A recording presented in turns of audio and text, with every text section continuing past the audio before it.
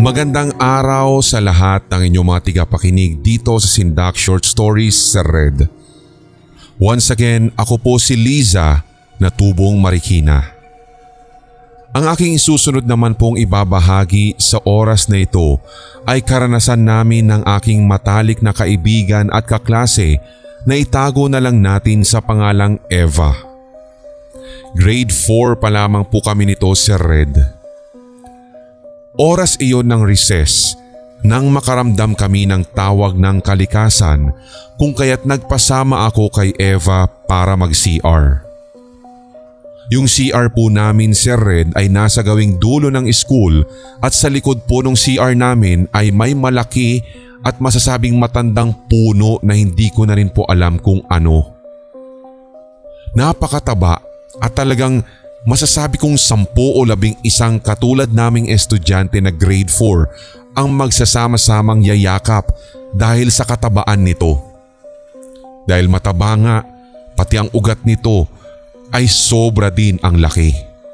Sa loob ng CR ay may bintana din po na kung saan matatanawan mo yung malaking puno na iyon. Medyo madilim sa loob kapag sinara mo ang pinto. Kaya masasabi ko rin po talaga na kapag ikaw ay magsi-CR ng mag-isa, talagang tutubuan ka ng hilakbot. So nung nag-CR na kami, nauna na po akong lumabas sa aking kaibigan. Kasi sabi niya matatagalan pa siya dahil dudumi pa daw siya. So nag-decide ako at sinabi sa kanya na hintayin na lang kita sa labas ng pinto. Hanggang sa nagtaka ako. Ang tagal na po niya sa loob ng CR. Hindi pa rin po siya lumalabas at kinatok ko na po siya sapagkat labis na ang aking pag-aalala. Wala pong sumasagot mula sa loob ng CR. Nilapit ko pa nga po ang tenga ko sa may pintuan para pakinggan kung umiiri pa rin ba ang aking kaklase pero ang tahimik sa loob. Muli ko siyang kinatok at nang akin pong sanang bubuksan ang pinto, napagtanto kong nakalak iyon. Doon na ako na-alarma. Dahil dito, tinawag ko na po ang atensyon ng aming teacher at maging yung guard ay na-alarma na din. Ito rin po ay nag-cause ng panic sa iba pang teacher sa ibang section. So nang naroroon na po kami sa CR, yung guard namin ang tumutulak doon sa pinto. Pero tulad ng nabanggit ko, hindi po talaga siya mabuksan. Doon na naniwala yung mga teachers sa akin. So since ayaw nga po talagang bumukas, tumawag na tuloy sila ng barangay tanod at ambulansya kung sakali na may nangyari na po sa kaklase ko sa loob ng CR. Kumbaga naka-standby na ang medics. After 1 hour sa Red, nagtataka po kaming lahat kung bakit bigla na lamang bumukas ang pinto at lumabas si Eva na tulala, basang-basa ang uniforme at buong katawan. Pag tinatanong namin siya, umiiyak na lamang siya at hindi nagsasalita. Kaya po dinala na po kami pareho sa klinik ng school kasi po na-alarma at naabala na daw po ang ibang mga guro at estudyante ng oras na iyon. Hinintay din po namin ang mga magulang ni Eva. Pare-pareho po kaming in-interview ng principal at ng mga tanod. So nung dumating na ang mga magulang ni Eva, agad po siyang yumakap at umiyak ng malakas sa mama niya.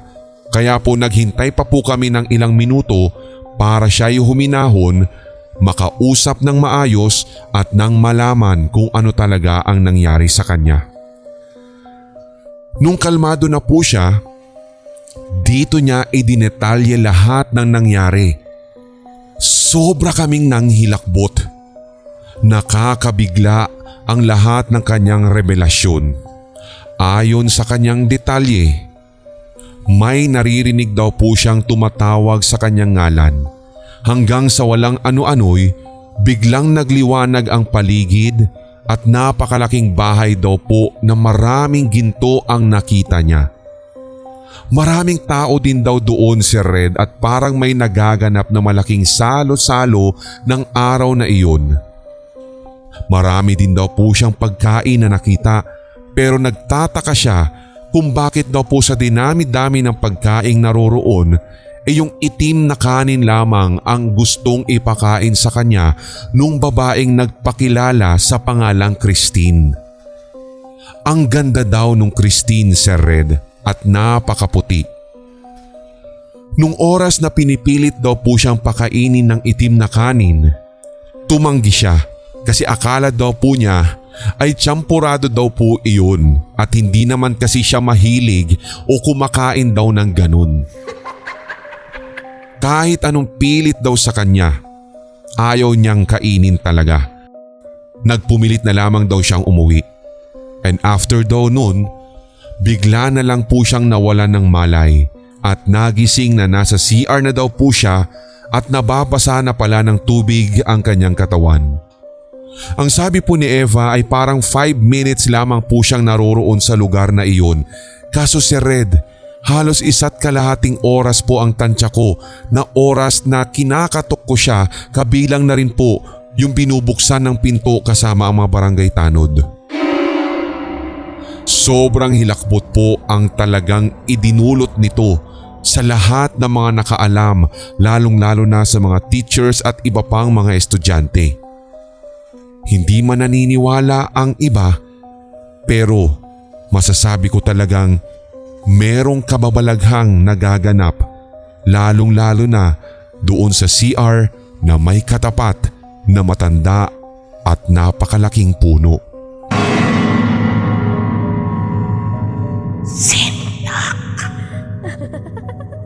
Nangyari po ito sa akin nung ako po'y elementary pa lamang. Believe me or not, ako po'y grade 2 nang maganap ito. Ang aming classroom po kasi ay meron pong computer. Ito pa yung mga tipo o itsura ng computer na may malalaking parang TV na monitor. Hindi naman po sa pagmamayabang, private school po ito kung kaya't merong 1:1 na mga computer noon para sa bawat estudyante. So nung nasa kanya-kanyang computer na kami at nasa kasagsagan ng klase, bigla na lamang pong nagpa-activity yung teacher namin. At ang sabi, ang sasagutan naming activity ay naroroon po sa aming libro. So hinanap ko yung akin sa loob ng aking bag. Nang hindi ko ito mahanap, doon ko po napagtanto na naiwan ko ito doon talaga sa aming classroom ng section namin. Kung kaya't nagpaalam po ako sa aking teacher para kunin ko ito doon sa aming classroom. So para hindi po kayo malito, kapag computer lesson or computer subject po namin, ay lumilipat po kami ng classroom at doon nga po kami sa aming computer room na kung tawagin. At ilang hakbang lamang po at hindi kalayuan sa classroom ng aming section. Pinayagan naman ako ng aking teacher na kunin ito sapagkat importante at graded activity daw iyon. So nang makarating ako sa hagdanan, sigurado ako na nakita ko ang isang partikular na kaklase kong naglalakad patungo sa pinto ng silid-aralan at pumasok din siya doon. Tiyak na siya nga yung kaklase ko dahil kung pagbabasihan ko yung bulto ng katawan, yung buhok at paraan ng paglalakad niya, lalo na't meron po siyang kapansanan sa paglalakad dahil sa isang sakit. Tinawag ko ang pangalan niya pero medyo naguluhan na lamang ako dahil wala po akong nadinig na response mula po sa loob ng classroom. Nangiti pa nga ako noon, Sir Red, sapagkat naalala ko pang mabuti na lang may kasama akong naiwan yung libro at pinayagan din siya na pumunta doon sa classroom ng aming section. Pero nakarating na lamang ako sa pinto ng aming classroom, binuksan ko to at nakaswitch off ang ilaw. Sinigaw ko ang pangalan niya kung naroroon siya. Akala ko nga ay nag-CR lamang siya dahil yung aming classroom po ay may sarili kasing CR. Pumunta ako ng CR at binuksan din iyon pero wala pong tao. Naguguluhan ako ng oras na iyon. Hindi ko alam kung namalikmata lamang ba ako o sadyang tinataguan niya ako. Kinuha ko na lamang ang aking pakay sa loob ng classroom at bumalik na agad sa aming computer lab. Kahit na pumasok na ako sa aming computer lab noon ay labis akong naguguluhan. Hanggang si Red, nakita ko yung kaklase kong iyon. So tinanong ko siya kung nagpunta rin ba siya ng classroom para kunin ang kanyang libro. Pero kinilabutan ako sapagkat ang sabi niya, hindi naman daw siya umalis doon. Naroroon lang daw siya sa ComLab the whole time. Hanggang sa tumakbo ang oras. Muli po akong kinilabutan nang akin pong mabalitaan na pumanaw na yung kaklase kong iyon na nakita ko na pumasok sa classroom na akala kong siya pero wala naman pala talaga. Very unfortunate at nakakalungkot lang si Red na na-diagnose po siya ng isang malalang sakit na at nasa late stage na daw ito. Hindi ko na lamang po babanggitin si Red dahil naaawa ko sa tuwing naiisip ko siya. Summer iyon nang siya po ay pumanaw. Pumunta pa nga po kami ng mga kaklase ko sa burol niya. Second grade pa lamang po ako nang mangyari ang lahat. Kung tutuusin, napakamura pa ng aking isipan para talagang maniwala sa paranormal. Nagkataon lang na narinig ko ang mga tao na nagkikwento tungkol sa pagkikita o pagkakita nila ng doppelgangers at kung paano ito masasabing konektado o isang tanda ng kamatayan o maaaring isang bagay na may kinalaman sa taong malapit ng pumanaw.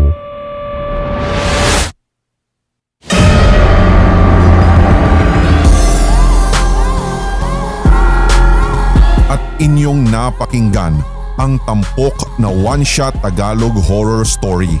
I-like, mag-comment at i-share ang episode na ito sa inyong social media, mga certified kasindak. Huwag pahuhuli sa mga bagong kwentong katatakutan dito sa ating channel, kaya pindutin na ang subscribe button at ang notification bell. Hanggang sa susunod na kwentuhan dito sa Sindak Short Stories.